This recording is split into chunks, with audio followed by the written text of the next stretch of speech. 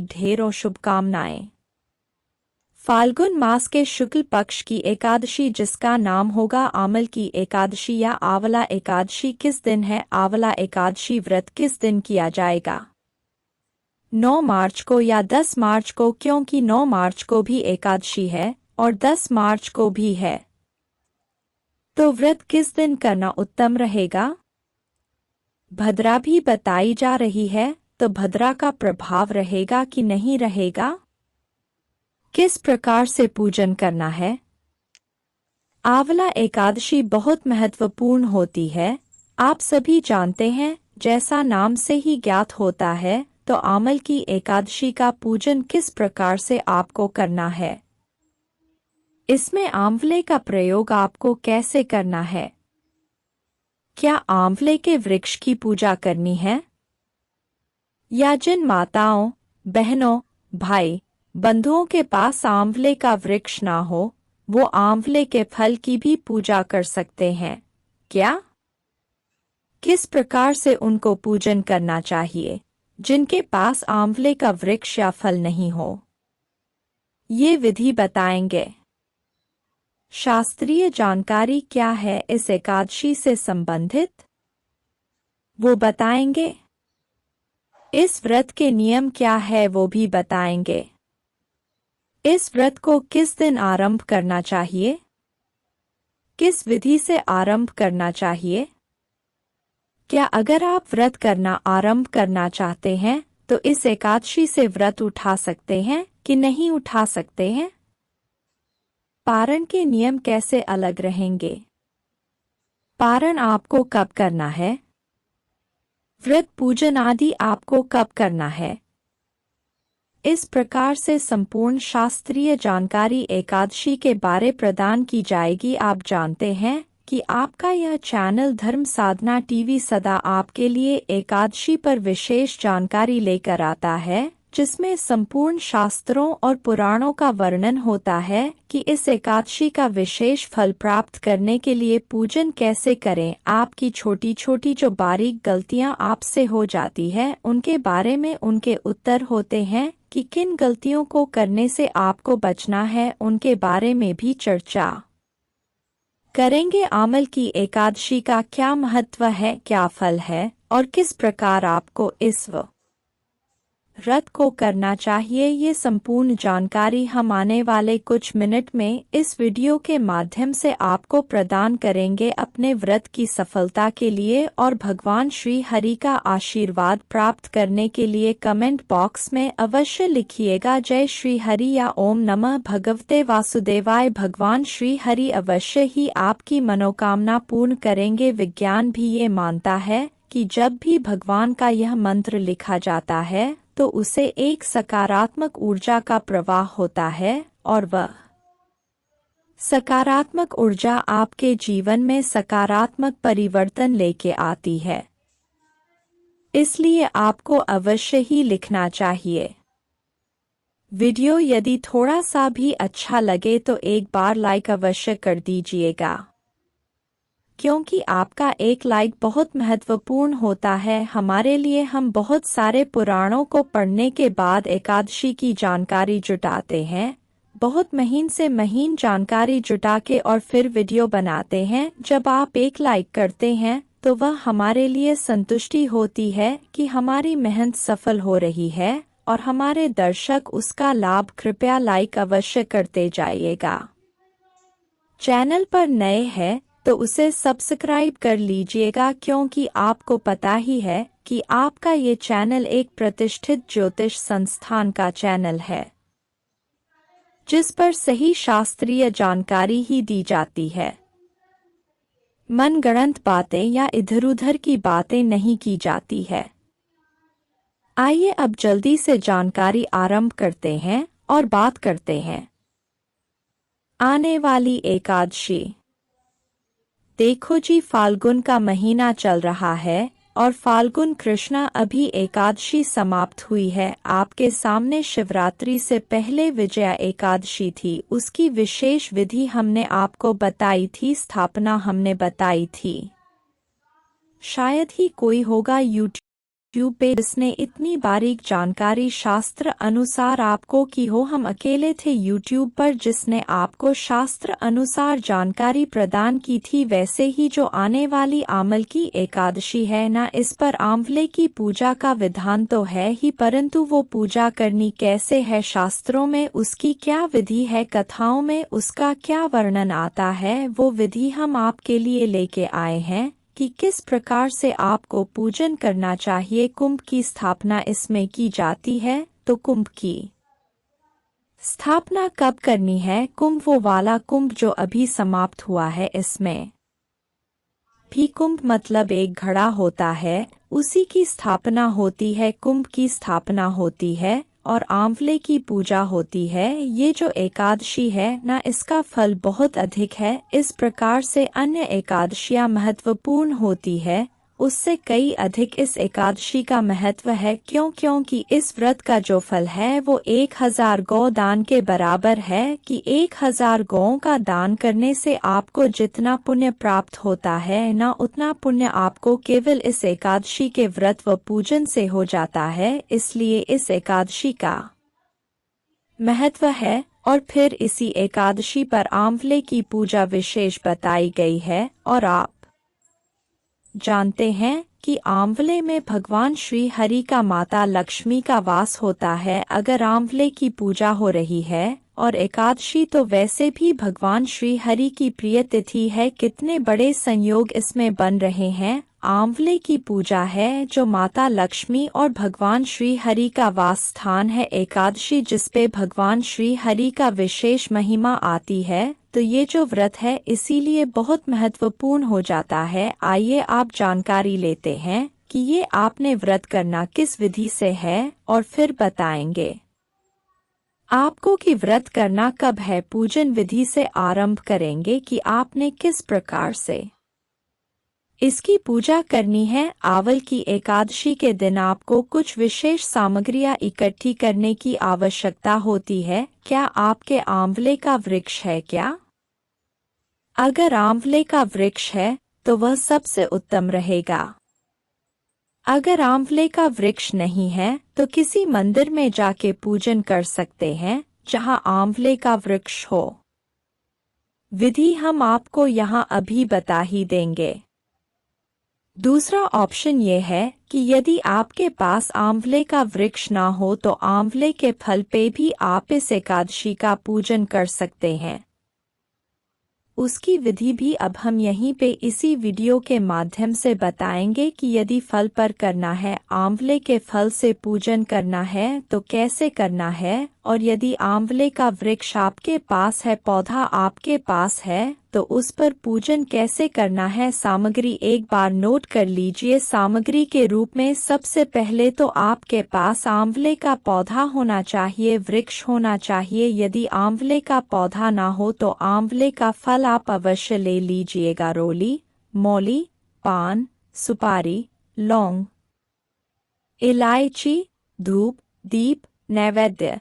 नैवेद्य में भोग लगाने के लिए भगवान श्री हरि की प्रिय मिठाई हरे रंग की मिठाई होनी चाहिए जिसमें आंवले का अंश हो तो बहुत उत्तम रहेगा। या फिर आप भगवान को आंवला भी समर्पित कर सकते हैं फल के रूप में और मिश्री भी अर्पित कर सकते हैं। फूल रख लीजिएगा। फूलों की माला अगर आपके पास मिल जाए तो बहुत उत्तम रहेगा। एक लोटा तांबे का लोटा आपके पास होना चाहिए। उसमें पहले शुद्ध करके साफ करके मांज लीजिएगा उसको। उसके बाद उसमें थोड़ा गंगाजल भरिए। उसके बाद उसमें शुद्ध जल भर लीजिएगा। एक थाली में ये सारी सामग्री आपको सजानी है। भगवान श्री हरि की कोई तस्वीर या प्रतिमा आपके पास होनी चाहिए। आचमनी आदि के लिए आपके पास जलाचमनी कराने के लिए 1 चम्मच होना चाहिए। छोटा चम्मच रख लीजिएगा। यदि आचमनी आपके पास हो तो आचमनी रख लीजिएगा। चौकी और पीला वस्त्र आपके पास हो तो वह भी आप रख सकते हैं। और दीपक के रूप में शुद्ध घी का दीपक जलाइएगा। शुद्ध घी अगर ना हो तो आप तिल के तेल का दिया जला सकते हैं। और धूप रख लीजिएगा, 1 रख लीजिएगा। कलश स्थापित कर लीजिएगा इस दिन के लिए। तो एक कलश हम स्थापित करवाएंगे। कलश ले लीजिएगा। कलश के रूप में आप पीतल का, तांबे का, किसी धातु का ले सकते हैं, अन्यथा मिट्टी का कलश भी ले सकते हैं।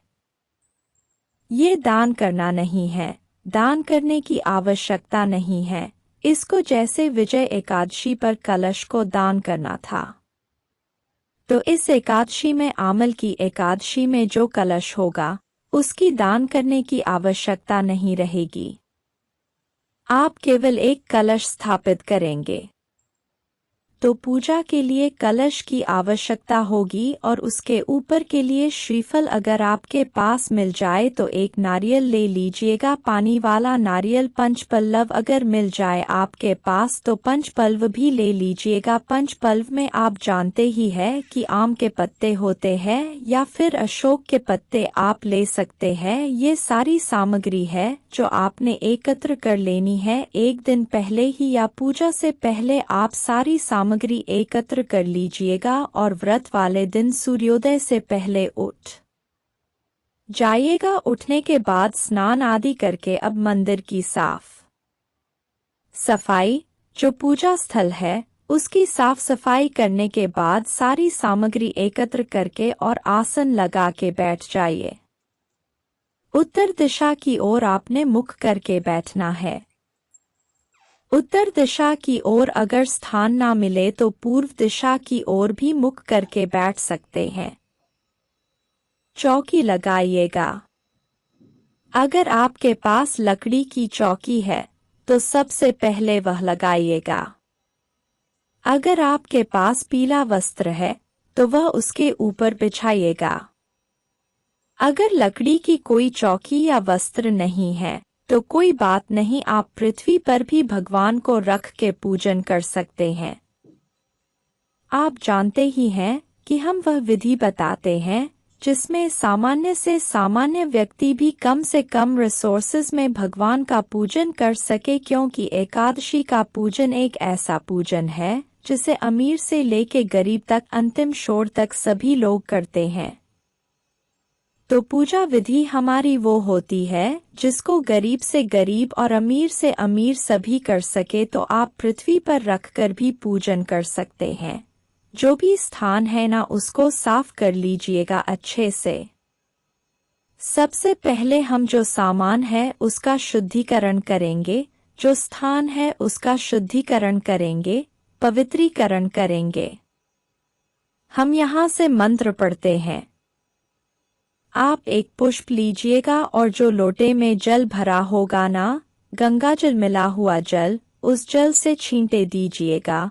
उस पुष्प को उसमें डुबोइए और सारी सामग्री पर और सभी स्थान पर छींटे दीजिए। इससे सबका कर्ण हो जाएगा। इस प्रकार से हमने सभी स्थान का और सामग्री का सबका शुद्धिकरण किया है। अब भगवान को स्थापित करेंगे। सबसे पहले भगवान को स्थापित करने के लिए अगर चौकी है तो चौकी के ऊपर आपने पीला वस्त्र बिछा लिया होगा। आप चौकी पर रख रहे हैं या पृथ्वी पर जहाँ भी आप भगवान को रखने वाले हैं, आपके पास प्रतिमा हो या तस्वीर, आप उस स्थान पर भगवान को आसन दीजिए। आसन कैसे देंगे? आसन दीजिए पुष्प के रूप में, वहाँ पे थोड़े से फूल रख दीजिए और इस प्रकार से भगवान से भाव रखिए कि हम भगवान को यहाँ पर आसन दे रहे हैं, इस पर भगवान विराजमान हो जाए और उसके ऊपर भगवान की तस्वीर या प्रतिमा जो भी है उसको स्थापित कर दीजिए। जहां आपने भगवान श्री हरि नारायण को स्थापित किया है ना, उनके सीधे हाथ की तरफ राइट हैंड की साइड में आंवले का वृक्ष रख दीजिए। यदि आपके पास आंवले का गमला है, आंवले का पौधा है, तो उसे सीधे हाथ की तरफ जो भगवान की तस्वीर या प्रतिमा आपने रखी है उसके राइट हैंड साइड में मैं बता रहा हूँ, फिर से जगह ध्यान से सुन लीजिए। भगवान के राइट हैंड साइड में आपको आंवला रखना है।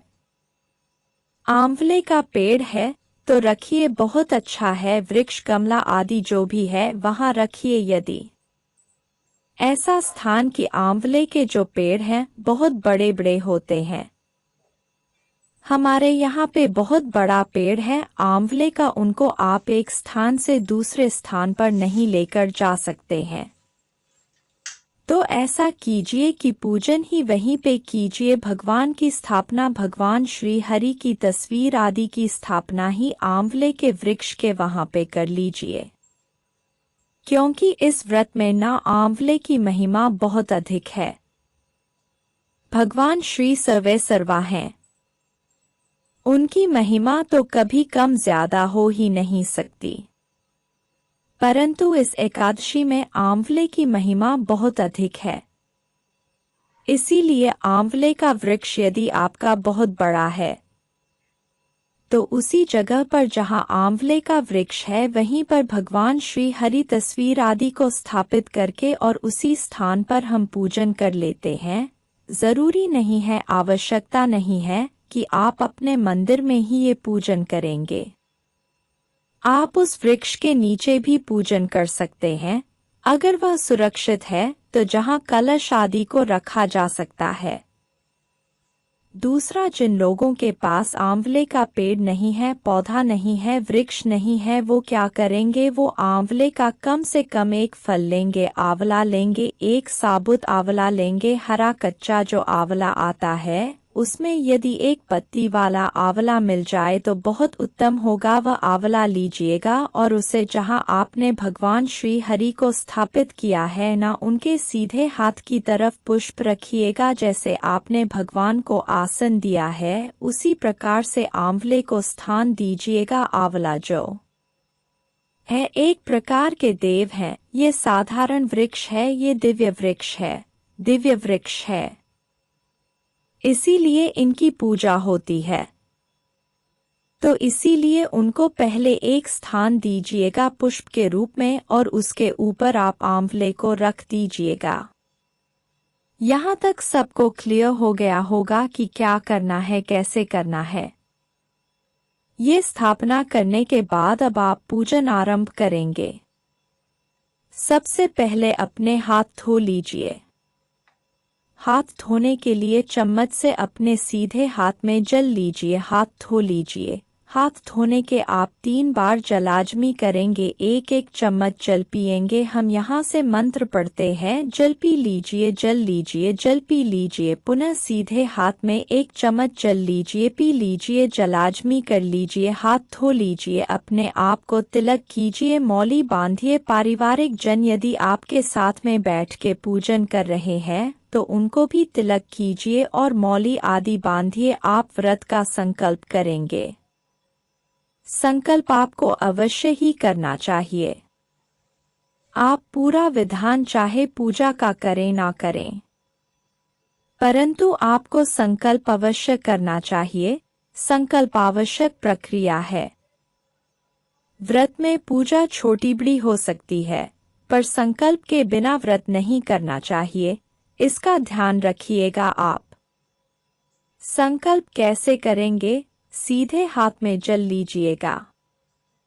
1 रुपए का सिक्का दक्षिणा के रूप में कम से कम रखिएगा और उसके बाद 3 बार बोलेंगे, भगवान को स्मरण करते हुए, श्री विष्णु, श्री विष्णु, श्री विष्णु। अपना नाम, अपना गोत्र, जिस स्थान पर बैठकर आप संकल्प कर रहे हैं, पूजन कर रहे हैं, ना वहाँ का मकान नंबर, क्षेत्र का नाम, शहर का नाम, फाल्गुन मास से शुक्ल पक्ष अमल की एकादशी पुण्यतिथि हो, आयु आरोग्यता प्राप्त अर्थाय सुख संपत्ति प्राप्त अर्थाय परिवार सुख शांति प्राप्त अर्थाय अमल की एकादशी व्रत आंवला पूजन श्री हरि विष्णु पूजन संकल्पम शंकर से बोलिए सो विष्णु और यह संकल्प भगवान के चरणों में अर्पित कर दिया।